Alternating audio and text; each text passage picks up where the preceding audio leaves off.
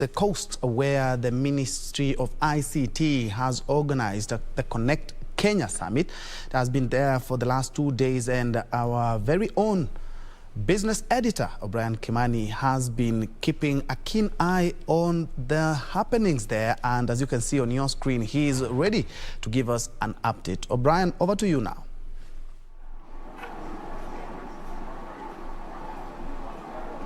Well, thank you very much, Ben Troy and Joy back there in Broadcasting House. It is day 3 of the Connected Kenya Summit.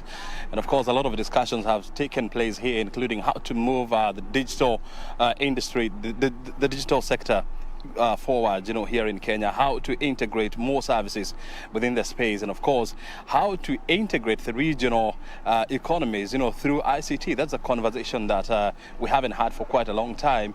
The conversation that we have been having is how to integrate countries, through roads infrastructure, ports, airports, and so much.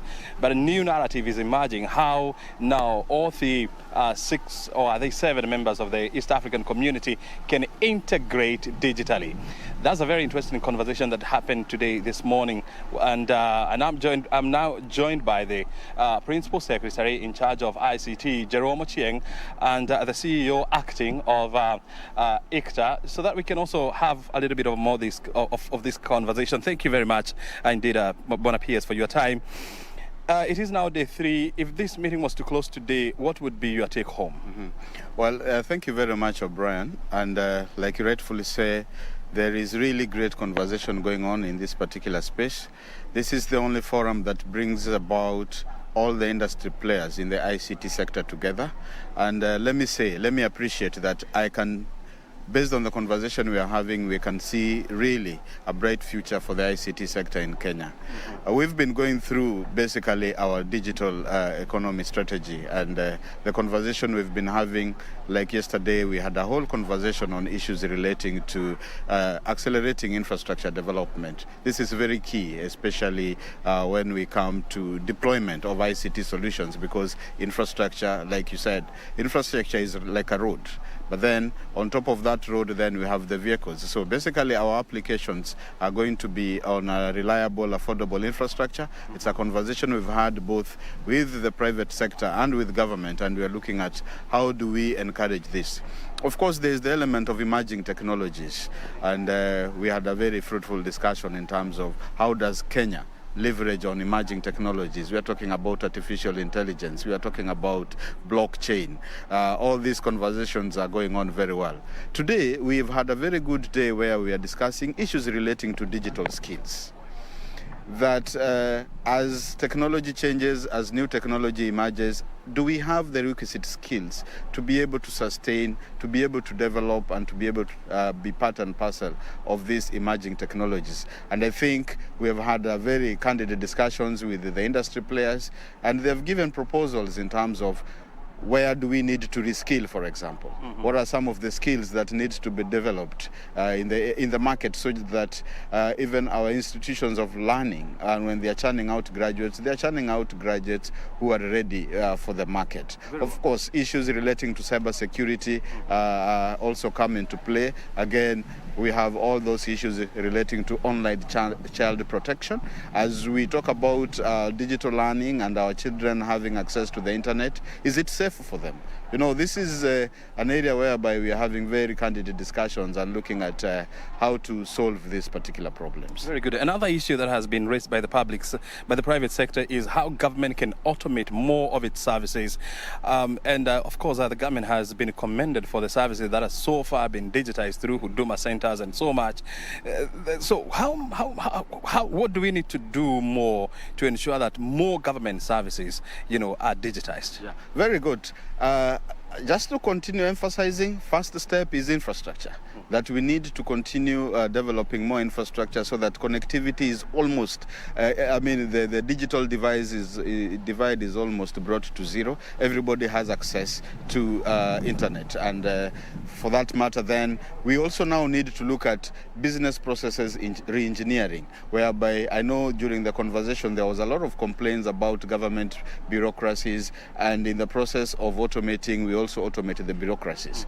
The only way to eliminate that is to do a business process re-engineering and actually look at some of the elements or some of the steps within processes of government that can actually be removed so that technology now takes the center role within the processes. So we need to look at infrastructure development, provision of affordable internet connection, and also the element of many more government institutions re-engineering their processes. And of course, as a ministry, we take a very leading role in this, that we are able to support, we are able to give technical advice, and to be part and parcel of the business processes engineering within the various government institutions. You know, another issue that has come up is the fact that, despite the fact that, the national government has really digitized a lot of its services, the county government, on the other hand, are lagging behind when it comes to offering or moving their services online.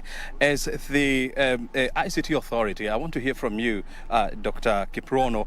What are you doing or are you working with the county governments to ensure that more services are brought closer to people through IT services? All right, thank you. Let me first of all say here that we are here on a very serious discussion.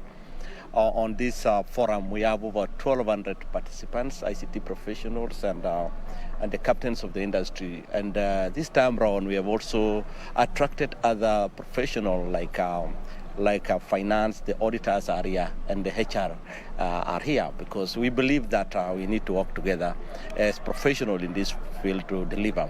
On the issue of the county automation, when the county started, we had a county roadmap to really assist and facilitate the counties to really take up this issue of automation.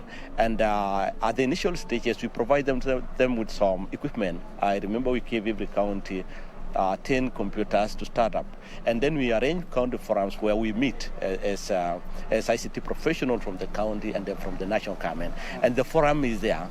And going forward in our national ICT master plan, we have really made sure that we assist counties to accelerate digitization. So there is a forum and there is a whole program to automate the critical processes of the county, revenue processes, and HR processes, among others. And we believe that going forward with this particular arrangement, the counties will be facilitated because they will be also be able to get the technical expertise from the national government, and especially from the ICT authority and the Ministry of ICT, so that they can upscale the automation.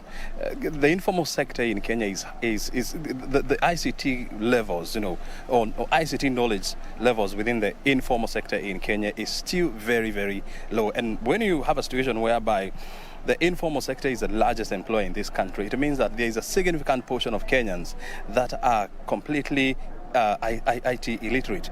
As an authority, are you also working with other government agencies to see how you can upscale IT knowledge levels within the informal sector?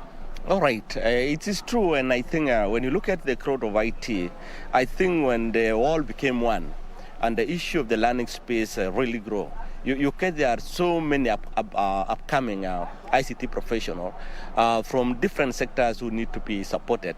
And really for the economy to grow, we need to tap on this particular skill and this workforce.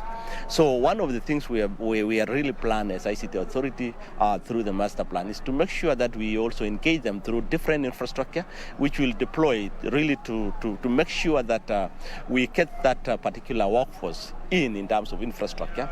And then we move forward to really train them, because we need to build those digital skills. Through the Ministry of ICT and ICT Authority, we have also tried as much as possible to really pick the graduates from the university through the program called the PDTP program.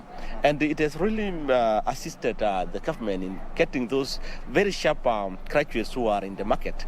And then we sharpen their skills so that they are able to assist us around the economy. So in terms of structures and approach in reaching them and assisting them, I think the government has put up some structures, and even in the master plan, it's well elaborated how we can reach those particular untapped skills. Very well. Before I let you go, I also want to hear from the peers. How do we ensure that the deliberations, the thought that have been that are coming out of this conference, are integrated within our